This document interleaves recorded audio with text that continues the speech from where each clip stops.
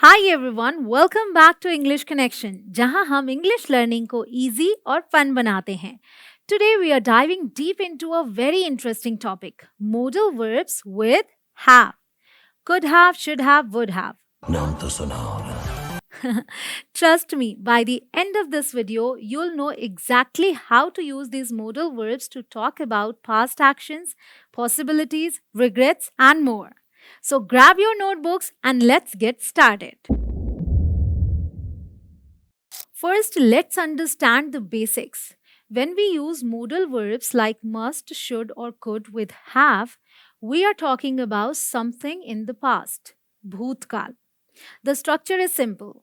Modal verb plus have plus past participle, matlab V3. For example, must have done, could have gone, or should have written.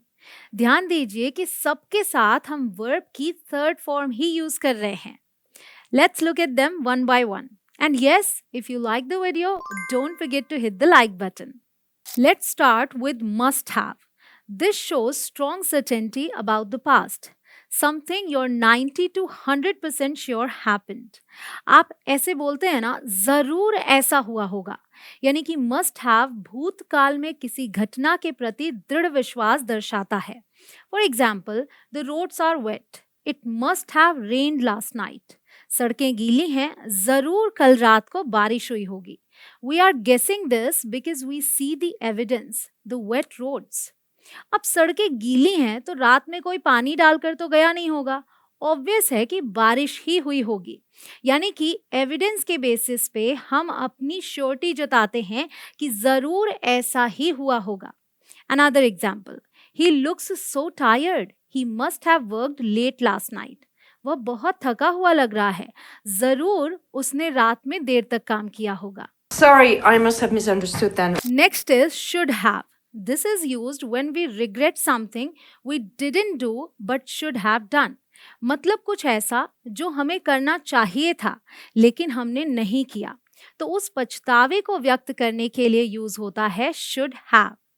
You should have told me the truth. तुम्हें मुझे सच्चाई बतानी चाहिए थी. This means that telling the truth was the right thing to do, but it didn't happen. आपने सच बताया नहीं, but you should have. Another example, they should have prepared better for the exam. उन्हें परीक्षा के लिए बेहतर तैयारी करनी चाहिए थी. यानी कि उन्होंने बेहतर तैयारी नहीं की थी. You should have given that man his money back. Subscribe to English Connection and hit the bell icon so you never miss an update. Next is might have, which shows low certainty or slight possibility. यह कम निश्चितता या हल्की संभावना को दर्शाता है. मतलब 30 to 50% possibility. For example, she might have seen the message but forgotten to reply. शायद उसने मैसेज देखा हो लेकिन जवाब देना भूल गई हो. शायद ऐसा हुआ हो. I'm not sure. Another example, he might have left his wallet at the restaurant. शायद उसका बटुआ रेस्तरां में छूट गया हो. I think I might have written something like this. Similar to might have, may have also shows possibility but with a slightly stronger tone. यह might have से अधिक और must have से कम संभावना को दर्शाता है. Around 50 to 70% possibility. For example, she may have taken the wrong bus. हो सकता है उसने गलत बस पकड़ ली हो. Another example, he may have misunderstood your instructions. हो सकता है उसने आपके निर्देश गलत समझे हों. But in those 2 seconds, I may have saved your dad. A quick comparison. Now, could have is used to talk about missed possibilities or abilities in the past. यानी कि करना संभव था लेकिन किसी कारणवश या किसी चीज के अभाव में नहीं हो पाया. I could have answered the question if I had more time. अगर मेरे पास ज्यादा समय होता तो मैं सवाल का जवाब दे सकता था. अगर आप नोटिस करें तो ऐसे सेंटेंसेस में अक्सर एक कंडीशन भी रखते हैं if की मदद से, जो उस अभाव को बताता है जिसकी वजह से वो क्रिया संभव नहीं हो पाई. They could have won the match if they had practiced more. अगर उन्होंने ज्यादा अभ्यास किया होता तो वे मैच जीत सकते थे। Which means there's no way they could have found out unless they put someone in their competitor's office. इसी से मिलता जुलता है हमारा next structure, would have. Would have is used to talk about hypothetical situations or missed opportunities in the past. Hypothetical मतलब imaginary, काल्पनिक, जब आप different past की कल्पना करते हैं।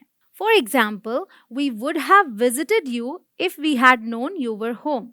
अगर हमें पता होता कि आप घर पर हैं तो हम आपसे मिलने आते, मतलब मिलने आए नहीं थे, बट अगर ये कंडीशन सच होती तो पास्ट कुछ डिफरेंट होता।